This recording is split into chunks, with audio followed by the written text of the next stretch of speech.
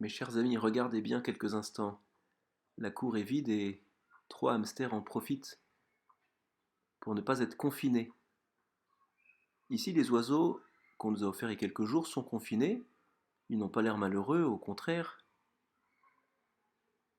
Nougat, le chat, est confiné. Il est enfermé dans un appartement. Mais il a l'air tranquille et libre. Les 2 poissons aussi. Ils sont dans l'eau, ils ont l'air tranquilles, ils mangent. Ils sont paisibles. Les hamsters en liberté, quelques secondes.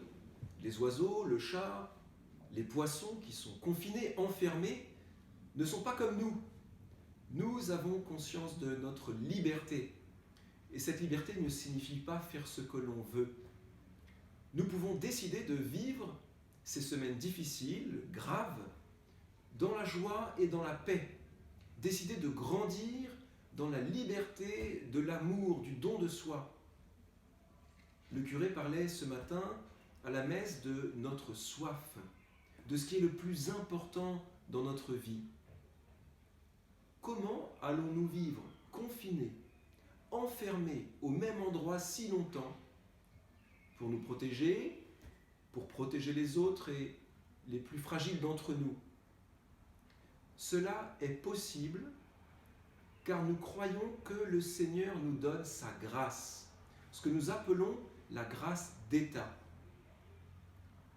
Accueillons alors l'Esprit de Jésus, qui est cette eau vive qu'il nous promet, pour grandir dans la sagesse de Dieu.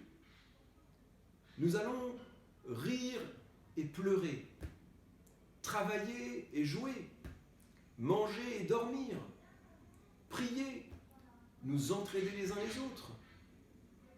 Chaque jour, je pourrais tenter de répondre à vos questions et vous parler par cette chaîne YouTube, chers enfants et familles de Saint-Léon et du foyer Don Bosco.